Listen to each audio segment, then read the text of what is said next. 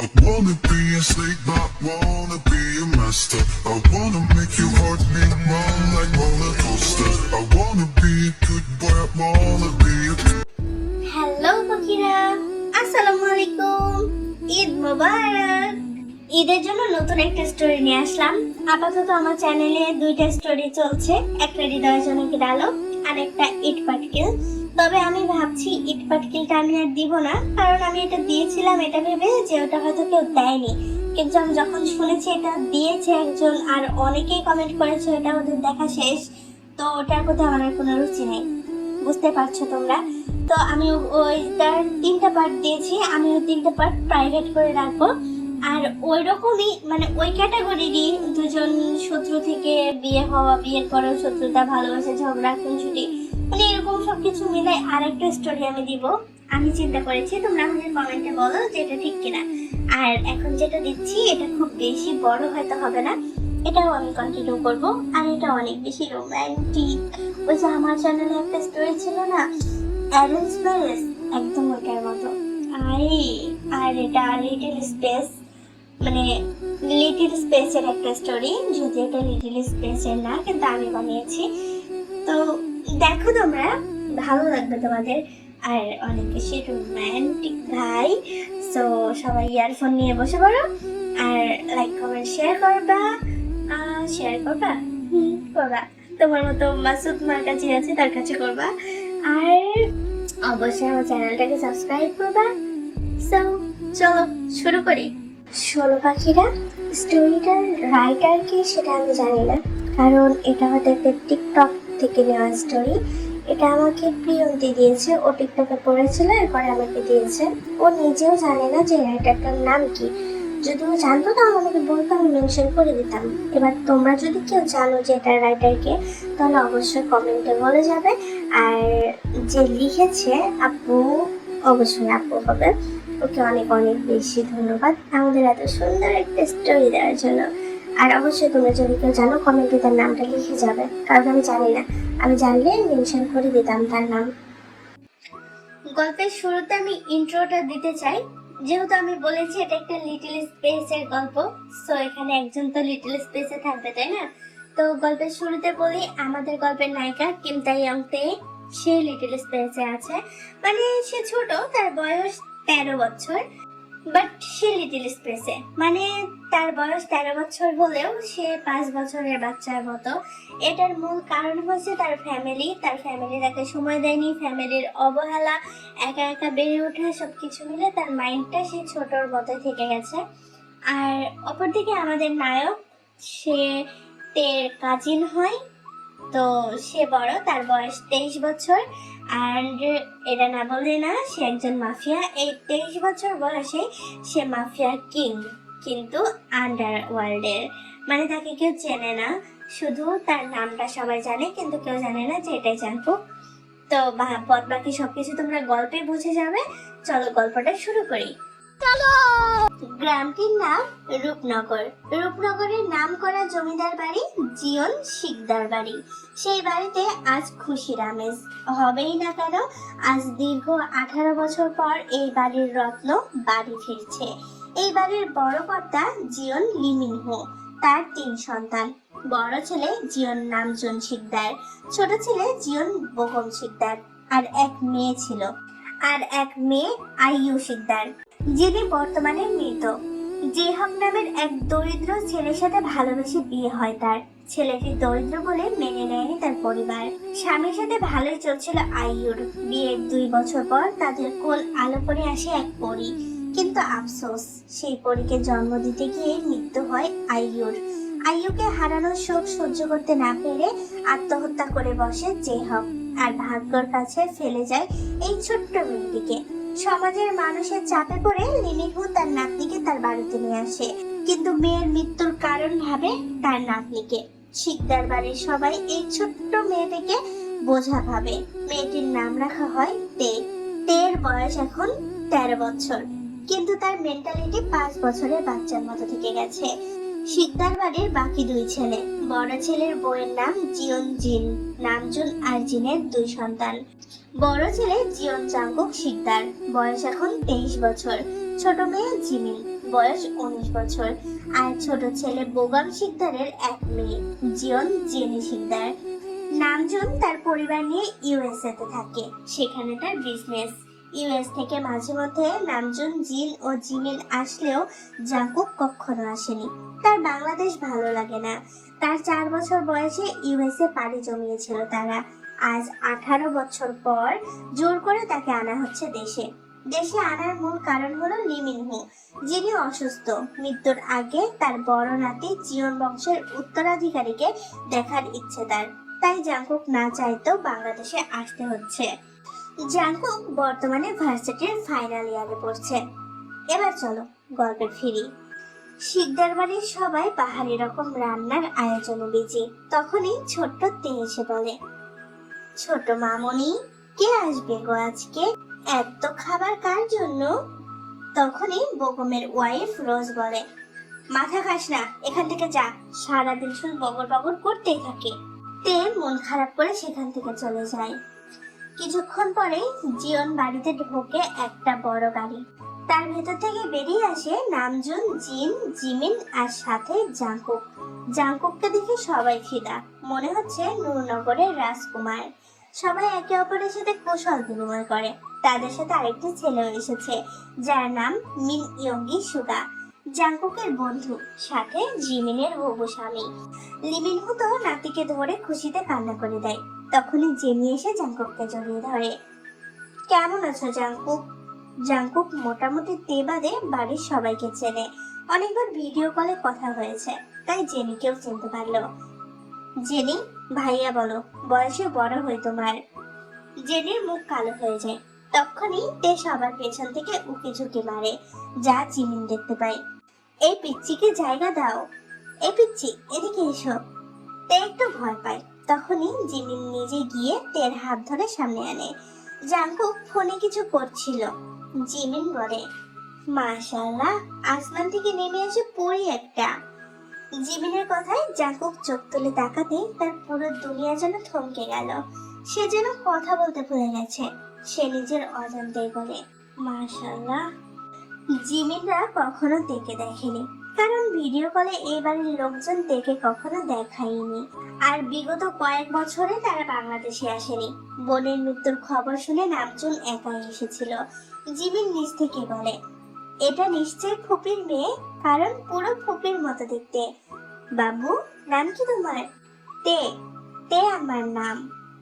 তের কথা শুনে জাংকুক মুস্কি হাসে। কি কিউট করে কথা বলে মেয়েটা। তো তে, তোমার নাম তে? আমি তোমার কি হয় জানো? তে তে তো তোমাদের চিনে না। ও তাই তো, আমি তোমার মামুনি, ঠিক আছে? ও তোমার জিমিন আপু। আর এই যে এটা তোমার জাংকুক ভাইয়া, আর উনি তোমার মামা, বুঝেছো? তেতে বুঝেছে। মামুনি, মামাই, জিমিন আপু, জঙ্গল ভাই। তের কথা শুনে সবাই হাসতে থাকে। জাংকুক মনে মনে ভাবে, সবকিছু তো ঠিকই বলেছে, শুধু আমার নামটারে খাইয়া দিল। তের কথায় বিরক্ত হয় লিমিনহো। হয়েছে, এই অবয়াটাকে নিয়ে এত ন্যাকামি করতে হবে না। আমার মেয়েটাকে খেয়ে এসেছে আমাদের জ্বালাতে। লিমিনহুর কথা শুনে সবাই অবাক হলেও নামজোর হয় না, কারণ সে নিজেও দেখে সহ্য করতে পারে না। কি বলছো দাদু ভাই? ও ছোট মানুষ। ফুপির মৃত্যুর সাথে ওর কি সম্পর্ক? ও তো দুনিয়ার কি তাই জানে না। জিমিন, ওর কারণেই আমার ফুপি মারা গেছে, ওই অপয়াটাকে জন্ম দিতে গিয়ে। জিমিন, মামুনি, এ তো মাথায় তুলো না ওকে। বড় হয়ে মায়ের মতোই মান সম্মান ডুবাবে আমাদের। হয়েছে হয়েছে, এবার সবাই তৈরি হয়ে নাও, যাও রোজ খাবার বাড়ো। আমার জাংকুক বাবা কত বছর পরে পা রেখেছে এই বাড়িতে, ওর আপ্যায়নের জন্য কোনো ত্রুটি না থাকে। জিমিন, জিন সবার খারাপ লাগছে তের জন্য, কিন্তু জাংকুকের তো রাগে গা চলে যাচ্ছে। সে চুপ করে শুধু তামাশা দেখছে। জাংকুকের মন চাইছে সব কটাকে কেলাতে, কিন্তু এটা তো ইউএসএ না। ইউএসএ হলে এতক্ষণ সবার লাশ পড়তো। জাংকুকের চোখ মুখ লাল হয়ে গেছে, যা তার মা জিন বুঝতে পারে, তাই তিনি জাংকুককে রুমে নিয়ে যায়। Time skip. দুপুরে খাবার খাওয়া হচ্ছিল। জাংকুককে রোজ আর বেগম জামাই আদর করছে। খাবার টেবিলে শিকদার বাড়ির সবাই বসেছে, শুধু তে আর বাড়ির মেয়েরা বাদে। সবাই খাচ্ছে, তে খাবে না? না মা, ও মেয়েদের সাথে খাবে। কিন্তু কেন? ও তো এ বাড়িরই সদস্য। ও এ বাড়ির কেউ না। ওর মাকে ত্যায্য করেছিলাম, কোনো অধিকার নেই ওর এই বাড়িতে। বাবা দয়া করে থাকতে দিয়েছে, এটা অনেক বেশি। তাই চুপচাপ নিজেদের খাবার খাও। কিন্তু আঙ্কেল, ও ছোট মানুষ, ও এসবে কি বুঝে? তখনই লিমিনহু গম্ভীর সুরে বলে, তুমি এই বাড়ির হবু জামাই। আমি চাই না এক্ষুনি তুমি পারিবারিক বিষয়ে কোনো কথা বলো, কারণ তুমি এখনো আমাদের পরিবারের কেউ হওনি। জাঙ্কুক এবার খাবার টেবিল ছেড়ে উঠে দাঁড়ায়। কি হলো দাদা ভাই, খাবার ছেড়ে উঠলে কেন? পেট ভরে গেছে আপনাদের সবার আচরণ দেখে। দেশে না আসলে বুঝতেই পারতাম না কতটা নিজ মন নিয়ে বসবাস করেন আপনারা। বাবা, ভুল বুঝছো তুমি। আমার যা বোঝার আমি বুঝতে পেরেছি। এই বলে জাঙ্কুক ওখান থেকে চলে যায়। রাতের বেলা সবাই যে যার রুমে ঘুমাচ্ছে। তে ন্যান্সির সাথে আউট হাউসে ঘুমায়, কিন্তু আজ ন্যান্সি নেই, তার বাড়িতে গেছে। তার ছেলে অসুস্থ, তাই এজন্য তের একলা ঘুম আসছিল না। সে তো তার ন্যান্সি আন্টিকে জড়িয়ে ধরে ঘুমায়, তাই সে বারান্দায় তার পুতুল বউকে নিয়ে খেলছিল। অন্যদিকে বাড়ির এসব দেখে জাঙ্কুকের চোখেও ঘুম নেই। সে তার বারান্দায় একের পর এক সিগারেট খাচ্ছে। সে ধূমপান কম করে, তবে রেগে গেলে একটু বেশিই খায়। হঠাৎ জাঙ্কুকের চোখ যায় আউট হাউসের বারান্দায়। লাইটের আলোতে দেখা যাচ্ছে একটি পুতুল আর একটা পুতুল নিয়ে খেলা করছে। হালকা বাতাসে চাঁদের আলোতে কি মায়াবী না লাগছে তার পরিজনকে। জাঙ্কুক নিজের ভাবনা দেখে নিজেই হাসে। প্রথমবার জীবন জাঙ্কুক কারোর মায়ায় পড়েছে, তাও আবার একটি পিচ্ছিল, যার কিনা বয়স মাত্র 13। তবুও তার মেন্টালিটি 5 বছরের বাচ্চাদের মতো। জাঙ্কুক বারান্দায় যায়, সেখানে তে খেলা করছিল। জাঙ্কুক গিয়ে তের পেছনে দাঁড়ায় আর মিষ্টি স্বরে বলে, পরিজান। তে পিছনে ফিরে জাঙ্কুককে দেখে ভয় পায়, যা জাঙ্কুক বুঝতে পেরে তের পাশে গিয়ে বসে আদরি গলায় বলে, আমার পরিজান কি খেলা করছে? জঙ্গল ভাইয়া, কেন এসেছো? আমার নাম জাঙ্কুক, তুমি আমাকে কুকি বলে ডাকতে পারো। আমি এসেছি তোমাকে দেখতে। এত রাতে কেউ খেলে? ঘুমাওনি কেন? আজ তো ন্যান্সি আন্টি নেই। তেতে কার সাথে ঘুমাবে? তেতে তো ন্যান্সি আন্টিকে জড়িয়ে ধরে ছাড়া ঘুমাতে পারে না। জাঙ্কুক একটা দীর্ঘশ্বাস ফেলে, তারপর বলে, কুকির সাথে ঘুমাবে? কুকিকে জড়িয়ে ধরে? সত্যি কুকি আমাকে ঘুম পাড়াবে? কুকি তোমাকে আদর করে ঘুম পাড়াবে। শুধু তাই নয়, কুকি তোমাকে এখান থেকেও নিয়ে যাবে, তার রাজ্যের রানী করে রাখবে। হবে তো তেতে কুকির রাজ্যের রানী? ওটা কি গো কুকি? ওটা বুঝবে বড় হলে, তখন এই কুকি হবে তোমার পৃথিবী, আর তুমি হবে কুকির পরিজান। এখন কুকিকে একটু জড়িয়ে ধরো তো পরিজান। কুকির অনেক ঘুম পাচ্ছে। কুকি, তেতেরও অনেক ঘুম পাচ্ছে। কুকির কাছে আয় যান। জাঙ্কুকের কথা শুনে তেও জাঙ্কুককে গিয়ে জড়িয়ে ধরে। জাঙ্কুক 2 হাতে তার পরিজনকে বুকের সাথে আগলে নেয়, তারপর কোলে করে তার রুমে নিয়ে যায়। বিছানায় খুব আস্তে করে তেকে বুকে নিয়ে শুয়ে পড়ে। কুকি, এখানে কেন আনলে? ছোট মামুনি বলতো এ রুমে না আসতে, এটা নাকি ভাইয়ার রুম, এখানে নাকি আসা যায় না। এটা আমার রুম, কিন্তু কুকির যা তোমারও তা। এখানে আজ থেকে কুকির সাথে তেতেও থাকবে। তেতে তো ন্যান্সি আন্টির সাথে ঘুমায়। জানি তো, কিন্তু তে কি কুকির সাথে ঘুমাতে চায় না? না। কেন? কারণ কুকি তো পুরুষ। আমার ন্যান্সি আন্টি বলেছে তেতে যেন কোনো পুরুষের কাছে না যায়। কিন্তু কুকি তো পর কেউ না। কুকি তো তেতের অনেক আপন কেউ হতে চলেছে, যার সাথে তেতে ঘুমাতে পারে। ও মা, তাই? তাই। আচ্ছা, এখন ঘুমাও। এই বলে জাঙ্কুক তেকে তার বুকের সাথে মিশিয়ে নেয়, তার কপালে চুমু খায়, তারপরে দুজনে ঘুমিয়ে পড়ে। সকালবেলা জাঙ্কুকের আগে ঘুম ভাঙলে সে দেখে তার পরিজন তার বুকে ঘুমিয়ে আছে। জাঙ্কুক মুচকি হাসে, তারপর আস্তে করে তাকে কোলে নিয়ে আউট হাউসে শুইয়ে দিয়ে আসে। কারণ সে খুব ভালো করেই জানে এই বাড়ির কেউ যদি তেকে তার সাথে দেখে উল্টাপাল্টা কথা বলতে শুরু করবে। Time skip. সকাল 10টায় সবাই নাস্তা করে নেয়, কিন্তু এখনো তেকে ন্যান্সির সাথে খেতে দেওয়া হয়েছে। জাঙ্কুক খাবার ছেড়ে উঠে তেকে এনে ডাইনিং এ বসায়, যা দেখে তার বাবা বলে, এসব কি জাঙ্কুক, তুমি ওকে কেন এখানে আনলে? ঠিক তো বাবা, ওকে কেন এখানে আনলে? ও তো ন্যান্সির সাথে খাই। পরক্ষণে জেনি তীক্ষ্ণ রাগ দেখিয়ে বলে, ওই মেয়ে এখানে কেন খাবে? আমরা যে ওকে খাওয়াচ্ছি। ওই মেয়ে এখানে কেন খাবে? আমরা যে ওকে খাবার দিচ্ছি, এটাই তো ওর ভাগ্য। জাংকুক রাগে টেবিলের ওপর সজোরে বাড়ি মারে। হয়েছে সবার কথা, আজ থেকে তে এখানে সবার সাথে খাবে। এতে যদি কারোর খাওয়ার সমস্যা হয় তাহলে সে উঠে যেতে পারে। আর কি বললি জেনি, ওকে খাওয়াচ্ছিস এটাও বেশি? ভুলে যাস না, তেও শিকদার বাড়ির সদস্য। যতটা এই বাড়িতে তোর অধিকার আছে, ঠিক ততটা তেরও আছে। জাঙ্কুকের কথায় সবাই চুপ হয়ে গেল। জিন সবটা সামলাতে বলে, হয়েছে, অনেক কথা হয়েছে, এবার সবাই খাবার খাও, এই নিয়ে পরে কথা বলা যাবে। ন্যান্সি আজ অনেক বেশি খুশি। অবশেষে কেউ এসেছে এই মেয়েটার জীবন বদলে দিতে। খুশিতে তার চোখে পানি চলে আসে।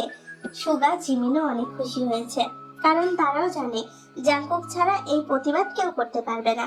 জাংকুকের জায়গায় অন্য কেউ হলে লিমিনহু অনেক আগে যুদ্ধ বাঁধিয়ে দিত, কিন্তু এখন রাগ হলেও মুখ বুঝে তা সহ্য করছে। তার মূল কারণ হলো লিমিনহু চায় জাংকুক জেনিকে বিয়ে করে এই পুরো জীবন শিকদার বাড়ির দায়িত্ব নেই। শুধু লিমিনহু না, বুগম, রোজ, জেনি সবাইরাই চায় নামজুনও চায় তার ছেলে তার ভাইয়ের মেয়েকে বিয়ে করুক। জিনও এ কথা জানে, শুধু জানে না জাংকুক আর জিমিন। খাওয়া শেষ করে সবাই ঠিক করে ঘুরতে যাবে। সুগাও কখনো গ্রামে আসেনি, তাই সুগার জোরাজোরিতে জাংকুকও রাজি হয়। ছোটরা সবাই যাবে, মানে জিমিন, সুগা, জাংকুক আর জিমি। সবাই রেডি হয়ে নিচে আসে। তখন জাংকুক বলে, জিমিন, তুই না বললি ছোটরা সবাই যাবে, তাহলে তে কোথায়?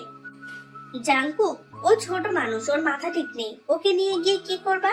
সুগা আর জিমিন একসাথে টাইম স্পেন্ড করবে, আর আমরা দুজন একসাথে। ওখানে তে গিয়ে কি করবে? পাগল একটা। তে গেলেই আমি যাব, না হলে আমি যাব না। তোর সাথে আমি কেন টাইম স্পেন্ড করতে যাব? জিমিন, তেকে রেডি করে নিয়ে আয়, না হলে আমি যাচ্ছি না। আরে ভাইয়া, রেগে যাচ্ছ কেন? যাচ্ছি তো আমি ডেকে আনতে। জিমিন গিয়ে তেকে একটা জামা পরিয়ে জিমিনের মেকআপ দিয়ে হালকা সাজিয়ে নিচে নিয়ে আসে।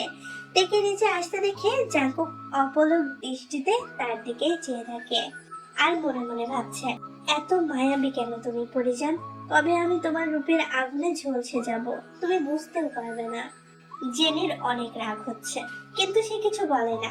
জাংকুক তের জামার দিকে তাকায়, আর বুঝতে পারে ভালো কোনো জামাও কিনে দেওয়া হয় না তেকে। জাংকুক মনে মনে ভাবে, পরিজান, রাতের মধ্যে পুরো শপিং মল তুলে নিয়ে আসবো। জিওন জাংকুকের রানী নাকি পরবে এইসব জামা। পুরো মার্কেট নিয়ে আসবো আমার রানীর জন্য। রানীর মতো করে সাজিয়ে রাখবো জাংকুকের রাজত্বে। তারপর সবাই গাড়ি নিয়ে বেরিয়ে পড়ে ঘুরতে যাওয়ার উদ্দেশ্যে। এখানে তোমাদের আরেকটা কথা বলে দিই, জাংকুক শুধু একজন ভার্সিটির স্টুডেন্ট নয়, সে ইউএস এর একজন সিক্রেট মাফিয়া, যেটা আমি শুরুতেই বলেছিলাম। এই কথা তার পরিবারের কেউ জানে না, শুধু সুগা জানে। সুগা জাংকুকের পার্টনার, জাংকুকের ডান হাত বলা হয় সুগাকে। ইউএস এর বড় বড় মাফিয়ারাও জাংকুকের ভয়ে কাঁপতে থাকে। জাংকুক এমন ভাবে চলে যার কারণে কেউ বুঝতেই পারে না জাংকুক যে কতটা ভয়ঙ্কর মাফিয়া। মাফিয়ার জগতে তাকে এক নামে সবাই জেকে বলে চিনে। মাফিয়া, বড় বড় ব্যবসায়ী আর পুলিশ প্রশাসনের লোক বাদে জাংকুকের এই মাফিয়া পরিচয় কেউ জানে না। বর্তমানে জাংকুকরা গাড়ি নিয়ে বেরিয়ে পড়েছে বাংলাদেশের সবচেয়ে সুন্দরতম সমুদ্র সৈকত পতেঙ্গা দেখার জন্য। তারা 1 ঘন্টা পর পৌঁছায় সেখানে। সমুদ্রের বড় বড় জলরাশির ঢেউ, হিম শীতল সমুদ্রের হাওয়া, সূর্য ডোবার এক মোহময় আভা, সবকিছু মিলিয়ে মন কাড়া সৌন্দর্য। জাংকুক, সুগা, জিমিন তারা মুগ্ধ। বাংলাদেশের মতো এত ছোট্ট দেশ যে এত মোহময় সৌন্দর্যের অধিকারী তা তাদের জানাই ছিল না। জাংকুক এখানে আসছে অবধি তের হাত শক্ত করে ধরে আছে, যেন ছেড়ে দিলেই পালিয়ে যাবে। জাংকুকের হাতে বন্দি থাকার ভেতরেই তে সমুদ্রের পানি নিয়ে পা দিয়ে খেলা করছে। এদিকে জেনি তো রাগে অ্যাটম বম হয়ে যাচ্ছে। তেকে এনেছে তো এনেছে, এর হাত ধরে রাখার কি আছে? জাংকুক, আমি জিমিনকে নিয়ে ওইদিকে যাচ্ছি, তোরা ঘোর, enjoy the moment bro. Jungkook মুচকি হেসে সম্মতি দেয়। সে না হয় তার ছোট্ট পরিচারের সাথে সময়গুলোকে স্মরণীয় করে রাখবে। কুকি, তেতেকে ছাড়ো না, তেতে পানি ধরবে। না কলিজা, কুকি তেতেকে ছাড়লে তেতে পড়ে যেতে পারে জান।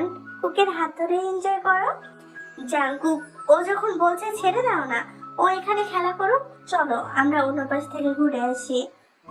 জাঙ্কুক রক্ত গরম চোখে জেনের দিকে তাকায়। এত শেমলেস কেন তুই? বাচ্চা মেয়েকে এখানে রেখে ঘুরতে যাব? দেখতে পাচ্ছিস না সমুদ্রের ঢেউ, যে কোনো সময় দুর্ঘটনা ঘটে যেতে পারে। তোর মন চাইলে তুই যা, আমি এখানে ঠিক আছি। এবার জেনের রাগ আরো বেড়ে যায়। এইটুকুনি বাচ্চার জন্য জাঙ্কুক তাকে অপমান করলো, তাও আবার যার মাথার ঠিক নেই। এর সত্য সে তুলবেই। এত সহজে কাউকে ছেড়ে দেওয়ার মেয়ে সে না। সেটা যদি হয় ভালোবাসার মানুষকে ঘিরে, তাহলে তো কথাই নেই। এদিকে জাঙ্কুক জেনের দিকে পাত্তাও দিচ্ছে না, তার পরীকে নিয়ে কাপলদের মতো সময় কাটাচ্ছে। সমুদ্রের পানিতে সেও যেন একটা বাচ্চা হয়ে গেছে। তের মতো করে সে নিজেও খেলা করছে। দূর থেকে সুগা সবটা নোটিস করে, মুচকি হাসে সে, আর মনে মনে বলে, কেউ বলবে এ নাকি ইউএস এর ভয়ঙ্কর মাফিয়া। কিন্তু জাঙ্কুকের মতো এত গম্ভীর মানুষটি যে তের কাছে এসে বাচ্চা হয়ে গেছে। জাঙ্কুকের এই পরিবর্তন সুগা মেনে নিতে পারছে না, কিন্তু তারপরে ভাবে সে কি ভাবছে এসব। তে তো জাঙ্কুকের থেকে অনেকটা ছোট, আর তা বাদেও তের মন মানসিকতা এখনো বাচ্চাদের মতো। না, তার ধারণা হয়তো ভুল। অন্যদিকে জাঙ্কুক তার পরীকে কোলে নিয়ে অনেকগুলো ছবি তুলেছে। পরে যান, অনেক ঘোরা হয়েছে, এবার বলেন আমার মহারানী কি খাবে? কুকি, আলু, খোসা, ওটা কি? সবাই খাচ্ছে, তেতেও খেতে চাই। সোনা, ওটাকে ফুচকা বলে, চলো খাবো। কুকি কোনো সময় ফুচকা টুচকা এগুলো খায় না, কিন্তু তার পরে যেহেতু খাবে তাই কুকিও খাবে। কথাটা বলে তারা ফুচকা দোকানের সামনে গিয়ে 2 প্লেট ফুচকা নেয়। জাঙ্কুক জেনিকে একটা দিয়ে আরেকটা নিয়ে তের পাশে বসে। কুকি, তুমি খাবে না?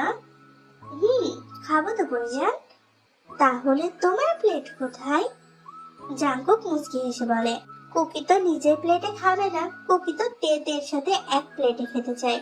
কেন, কুকিকে দিবে না তেতে? আমি খাওয়াবো। এই বলে তে জাঙ্কুকের মুখের সামনে ফুচকা ধরে।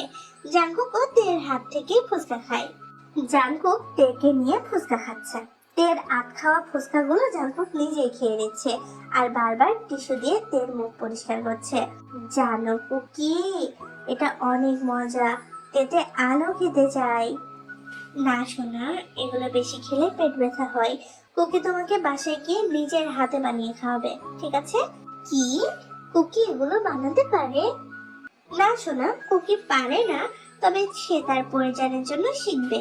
কুকি চায় না তার পরির বাইরের খাবার খেয়ে অসুস্থ হোক, তাই কুকি ঘরে বানিয়ে খাওয়াবে, ঠিক আছে? ঠিক আছে কুকি। জেনির রাগ এবার চরমে চলে গেল। এগুলো তো তার সাথে করার কথা, তাহলে এই তের সাথে কেন করছে? জেনি মনে মনে ভাবে, জিয়ন জাঙ্কুক, তুমি শুধু আমার। জেনি শিকদার কারোর কাছে হার মানতে শিখেনি, আর এই পাগলটার কাছে হার মানবে যার মাইন্ড কিনা এখনো 5 বছরের বাচ্চার মতো? তা কখনোই হবে না। জেনি সুযোগ খুঁজছিল বারবার তেকে কোনো মতে একলা পেয়ে সমুদ্রে ঠেলে দেওয়ার জন্য। জেনি অনেক রেগেছিল, কিন্তু জাঙ্কুকের জন্য তা পারেনি। এক মুহূর্তের জন্য জাঙ্কুক তেকে চোখের আড়াল করেনি। অবশেষে রাত 10টায় তারা বাসায় ফেরে। সুগা গাড়ি ড্রাইভ করছিল, তার পাশে ছিল জিমিন, পেছনে ছিল জেনি, জাঙ্কুক আর তে। তে ততক্ষণে ঘুমিয়ে পড়েছে।